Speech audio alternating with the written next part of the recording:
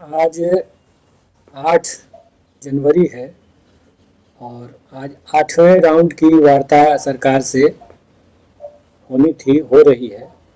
और अभी तक जो रिपोर्ट मिला है, सरकार ने तीनों कानूनों को वापस लेने से यह कहते हुए मना कर दिया है कि न हम इसे वापस ले सकते हैं न वापस लेंगे।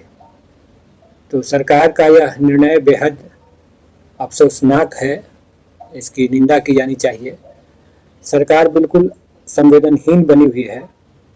अब तक 55 किसानों की मौत सीमा पर हो चुकी है, बॉर्डर पर, और दिल्ली बॉर्डर पर लाखों किसान डटे हैं। देश भर में किसान आंदोलन लाखों करोड़ों किसानों का प्रतिनिधित्व करते हुए मांग कर रहा है कि ये कानून जब किसानों के फायदे में नहीं है, कॉरपोरेट को फायदा पहुंचाने वाले हैं, तो आप इन्हें क्यों थोपना चाहते हैं। लेकिन हम देख रहे हैं कि मोदी सरकार अड़ी हुई है जिद पर, अपनी जिद पर, और इसलिए अड़ी हुई है कि पहले से ही उन्होंने अडानी के गोदाम बना रखे हैं।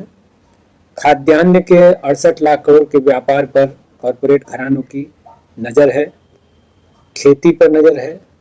उन्होंने देश में रेलवे को, सरकारी कंपनियों को तो बेच ही दिया है, अब खेती को भी वो किसानों के हाथ से छीन लेना चाहते हैं।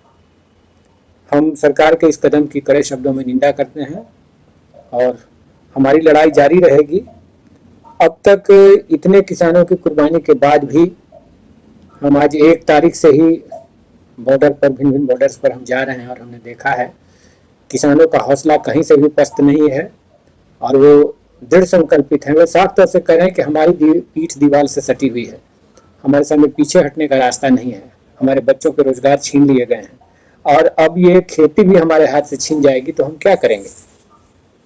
ये ठेके पर की खेती का कानून ला करके वो कंपनियों को, कॉरपोरेट घरानों को खेती में लाना चाहते हैं, तो क्या उपज होगा इसको भी वो अपने हाथ में ले लेना चाहते हैं।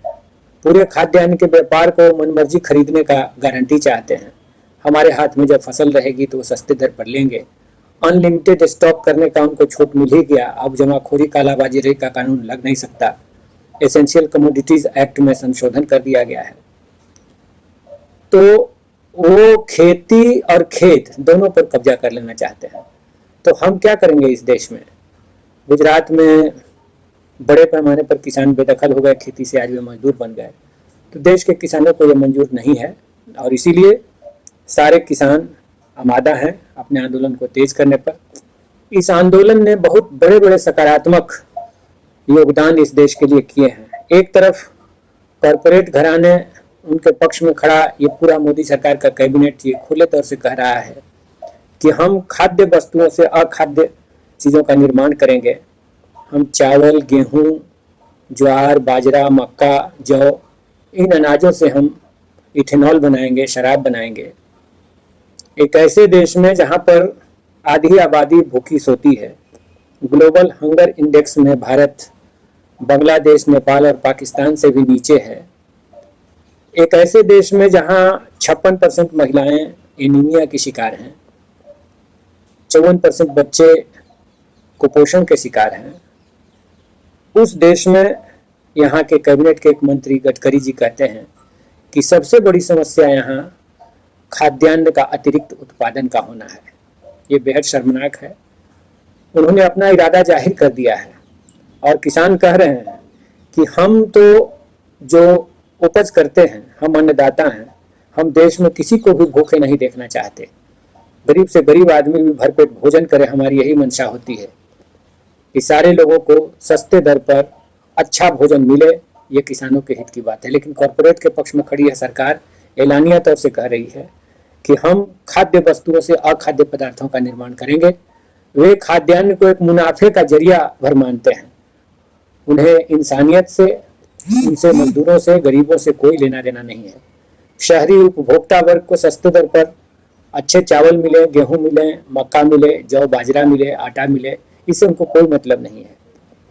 लेकिन इस किसान आंदोलन के साथ इन्हीं वजहों से गरीब वर्ग का तमाम हिस्सा एकजुट हो रहा है।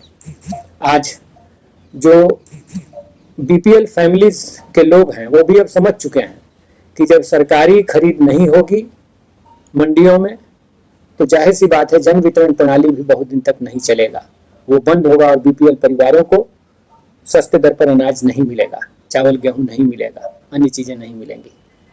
जिस प्रकार से आलू प्याज के भी होर्डिंग की बात हो रही है, तो कल की तारीख में सस्ते दर पर आलू और प्याज भी नहीं मिलेंगे। सब्जियां तो नहीं ही गरीब खाते हैं, दालें नहीं खा पाते हैं, लेकिन जो बिल्कुल गरीब से गरीब आदमी के लिए पका हुआ आलू और भात बना करके खाने का जुगाड़ था, वो भी खत्म कर देना चाहती है सरकार। तो वे भी एकजुट हो रहा है। शहरी उपभोक्ता वर्ग के अंदर भी ये बात चली गई है कि अडानी का चावल 30 रुपये किलो नहीं मिलेगा, 20 रुपये किलो गेहूं नहीं मिलेगा, उनका चावल और गेहूं 400 और 500 रुपये 300 रुपये किलो मिलेगा। इसलिए हर वर्ग के लोगों का समर्थन इस आंदोलन के साथ है। पंजाब के किसानों ने जिस साहस, बहादुरी, धैर्य, सेवा, बलिदान के साथ इस आंदोलन को टिका करके रखा है, वे निश्चित रूप से बधाई के पात्र हैं, सलाम के पात्र हैं। उन्होंने देश को बहुत कुछ दिया है। प्रत्येक घर से एक जवान सीमा पर रक्षा करता है। देश में वो बड़ा खाद्यान्न भंडार उपलब्ध कराते हैं। और इस आंदोलन में भी उन्होंने भयंकर ठंड में, सर्दियों में, बरसात में जिस धैर्य का परिचय दिया है वो बेमिसाल है, उसकी तुलना नहीं की जा सकती है। जो सेवा भाव है, हरियाणा के किसानों ने जिस तरह से बॉर्डर पर पंजाब के आए हुए किसानों का स्वागत किया है, अपने डेयरी को खोल दिया है। अभी आज मैं घूम रहा था, वहाँ लकड़ी के ढेर, दूध के ढेर आ रहे हैं ट्रैक्टर पर बड़े पैमाने पर। तो मैं कहना चाह रहा हूँ, किसानों का हौसला टूटा नहीं है। हिंदुस्तान के कोने कोने से आंदोलन की खबरें आ रही हैं। हम आज जो सरकार का ये मीटिंग में रुक रहा है, इसके खिलाफ और आंदोलन तेज करेंगे। हमने कई कार्यक्रमों की पहले भी घोषणा की है। AIKCC की तरफ से, संयुक्त किसान मोर्चा की तरफ से, किसान महासभा की तरफ से, उन सारे कार्यक्रमों को हम देश भर में लागू करेंगे। हमने 29 दिसंबर को पटना में बड़ी रैली की है। 25 जनवरी को बड़ा मानव श्रृंखला बनने जा रहा है। अभी भी बिहार के किसान जिले जिले में धरने पर बैठे हुए हैं, धान की खरीद के लिए, तीनों कानूनों की वापसी के लिए। बम्बई में रैली होने वाली है, पिछले महीने भी रैली हुई थी। कोलकाता में भी संघर्ष हुआ और आने वाले दिनों में भी कई कार्यक्रम हैं। पूरे देश भर में 13 तारीख को, 18 तारीख को, 23 तारीख को और 26 तारीख को हमने कार्यक्रम की घोषणा की है। तो लड़ाइयाँ चलेंगी, इसलिए कि वे देश को बर्बाद करना चाहते हैं कुछ लोगों, मुट्ठी भर लोगों के स्वार्थ में, और हम देश की खेती को, उसके पर्यावरण को, उसके जलवायु को बचा के रखना चाहते हैं। ये कंपनियां तो लूट करके बराबर भागती हैं। मोदी सरकार के जो मित्र थे, नीरव मोदी हों, विजय माल्या हों, मेहुल चौकसी हों, उन्होंने देश को लूटा, यहाँ के बैंकों को लूटा और फरार भी हो गए। आज तक उनकी वापसी कहाँ हुई? तो हमने तो देखा है कि हमने देश को बचाया है। 2008 की आर्थिक मंदी में भी एक कृषि थी, ये कृषक थे जिन्होंने भारत को मंदी में जाने से बचाया था। ये उस समय के तत्कालीन वित्त मंत्री प्रणब मुखर्जी ने भी कहा था। और इस बार भी कोरोना काल में, अगर उस पूरे संकट में जब देश की अर्थव्यवस्था 23.9% माइनस में जा रही थी, तो ये खेती ही था जिसने कि 3% का ग्रोथ दिखाया, और ये किसान ही थे जो इस ग्रोथ का कारण बने थे। तो मोदी सरकार पूरे तौर से हिंदुस्तान की अर्थव्यवस्था को, कृषि की अर्थव्यवस्था को चौपट कर देना चाहती है। दुनिया के विभिन्न देशों से जो हमारा खाद्यान्न का व्यापार होता था, एक समय कहा गया था 2001 में, वाजपेयी जी थे जिस समय मात्रात्मक प्रतिबंध हटे थे, कि अब इस देश के किसानों को दुनिया के विभिन्न देशों में बड़े पैमाने पर अपने खाद्यान्नों को, फलों को बेचने का अवसर मिलेगा और उन्हें बड़ा मुनाफा होगा।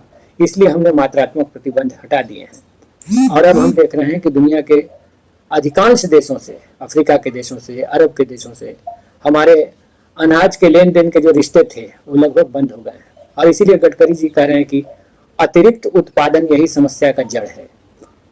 वो किसानों के बाहरी व्यापार को भी रोक रहे हैं, और देश के अंदर जो भूखे लोग हैं, गरीब लोग हैं, भूखमरी के शिकार लोग हैं, उनके मुंह से भी अनाज वो छीन लेना चाहते हैं। देश में खाद्य असुरक्षा पैदा करना चाहते हैं।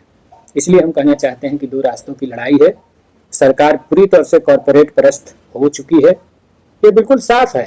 दिल्ली में हमें क्यों नहीं घुसने देना चाहते हैं? देश के किसानों की दिल्ली नहीं है क्या? यह देश की राजधानी है, हिंदुस्तान किसानों का देश है, तो हमारा भी उतना ही अधिकार है सरकार पर। हमारी मांगों क्यों नहीं सुनेगी? प्रदर्शनकारी क्यों नहीं आएंगे? यहाँ कॉर्पोरेट के हितों के पक्ष में खड़ा रहने वाले लोग ही सिंहासन पर क्यों बैठे रहेंगे? तो आने वाले दिनों में देश को यह सोचना होगा निश्चित रूप से कि देश में किसान का बेटा, किसानों की बात करने वाले लोग दिल्ली के सिंहासन पर बैठे हैं। इसके लिए भी अभियान चलेगा, आंदोलन चलेगा, लड़ाइयाँ चलेंगी। हमने कहा आपसे कि अभी तक 400 से ज़्यादा किसान संगठन एकजुट हो चुके हैं। आदिवासियों के संगठन, मछुआरों के संगठन, गरीब मजदूरों के संगठन, बड़े फार्मरों के संगठन, ये सारे एकजुट हैं। इसलिए ये पूरी ग्रामीण अर्थव्यवस्था को कॉरपोरेट लूट लेना चाहता है, बर्बाद कर देना चाहता है, और वो अपनी राजनीति को आगे बढ़ाने के लिए ही बराबर विभाजन की राजनीति करते हैं, डिवीजन की पॉलिटिक्स करते हैं, कभी धर्म के आधार पर, कभी क्षेत्र के आधार पर, कभी जाति के आधार पर। किसान आंदोलन इसको भी पाट रहा है।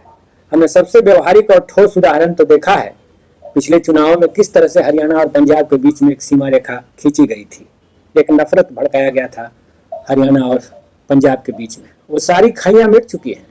आज पंजाब और हरियाणा के किसान इस बात को समझ चुके हैं और आज वे पूरी तरह से प्रेम बांटते हुए एकजुट हैं, आंदोलन को आगे बढ़ा रहे हैं। हरियाणा के गांव-गांव में चर्चा हो रही है कि नहीं, हमें एकजुट होना होगा। पंजाब के भाई अगर आकर के हमारे बॉर्डर पर, हमारे गांव में, बगल में हाईवेज पर अगर रुके हैं, इतना कष्ट झेल रहे हैं, ठंड झेल रहे हैं, बरसात झेल रहे हैं, फिर भी डटे हुए हैं, वो हमारे लिए डटे हुए हैं, हमारी खेती के लिए डटे हुए हैं, हमारे खेत के लिए डटे हुए हैं, तो हमसे जो कुछ बनेगा वो हम करेंगे। उन्होंने पूरा जिम्मा ले लिया है कि तुम्हें दूध की दिक्कत नहीं होगी, तुम्हें सब्जी की दिक्कत नहीं होगी, तुम्हें जलावन की दिक्कत नहीं होगी। और दिन रात मैंने देखा है, कल ट्रैक्टर रैली में भी जिस तरह से हरियाणा के, पंजाब के नौजवान आगे आए थे, वो बेमिसाल है। नौजवानों ने इस आंदोलन को अपने कंधे पर उठा लिया है। नौजवान देश का भविष्य है और मैं देख रहा हूं कि किसान आंदोलन के जरिए देश का निर्माण भी हो रहा है। जो विभाजन यह सरकार, मोदी सरकार क्षेत्रीयता के आधार पर, संघीय ढांचे पर हमला करके पैदा कर रही है, यह आंदोलन उसको जोड़ रहा है। वो कश्मीर को जोड़ रहा है, वो पंजाब हरियाणा को जोड़ रहा है, वो आंध्र प्रदेश और असम को जोड़ रहा है, वो बंगाल और बिहार को जोड़ रहा है, वो कर्नाटक और तमिलनाडु को जोड़ रहा है। संघीय ढांचे को तार तार करने की जो कोशिश है, एक चरम केंद्रीकृत अर्थव्यवस्था लाने की, राजनीति का पूर्ण एकीकरण करने की, केंद्रीकरण करने की और लोकतंत्र को कमजोर करने की जो कोशिशें हुई हैं, किसान आंदोलन पूरे देश को सचमुच में एकजुट कर रहा है और जनता के अधिकारों की बात कर रहा है। एक साफ समझदारी उनके भीतर है कि हम केवल अपनी लड़ाई नहीं लड़ रहे हैं, हम हिंदुस्तान के आम आदमी के भोजन की गारंटी की लड़ाई लड़ रहे हैं। हम इस देश के संसाधनों पर देश की जनता का अधिकार हो, इसकी लड़ाई लड़ रहे हैं। ये संवेदना, यह चिंता, यह चेतना हमने किसान आंदोलन के भीतर देखी है और इसलिए हम उसके साथ खड़े हैं। आने वाले दिनों में संघर्ष और तेज होगा और सरकार को आज न कल इन मांगों को मानना पड़ेगा। ये जो किसान विरोधी तीनों कानून है, बिजली बिल 2020 है, जिसके जरिए बिजली को अत्यंत महंगा करके कुछ मुट्ठी भर लोगों को मुनाफा कमाने की जो छूट दी जा रही है, इसके खिलाफ भी यह किसान आंदोलन है। देश है, इसको भी वापस लेना पड़ेगा। और हमें एमएसपी C2 प्लस 50% चाहिए। गडकरी जी, आप जो कह रहे हैं कि समस्या ये है कि मार्केट रेट से एमएसपी ज्यादा है, हम कहना चाहते हैं कि खेती घाटे में जा रही है, खेती को लाभकारी बनाइए। इसके लिए जरूरी है कि C2 प्लस 50% पर एमएसपी तय किया जाए। जो स्वामीनाथन कमीशन ने अनुशंसा की थी, उसके आधार पर एमएसपी तय किया जाए। तो इन सवालों को लेकर के आंदोलन चलेगा, सरकार को झुकना होगा।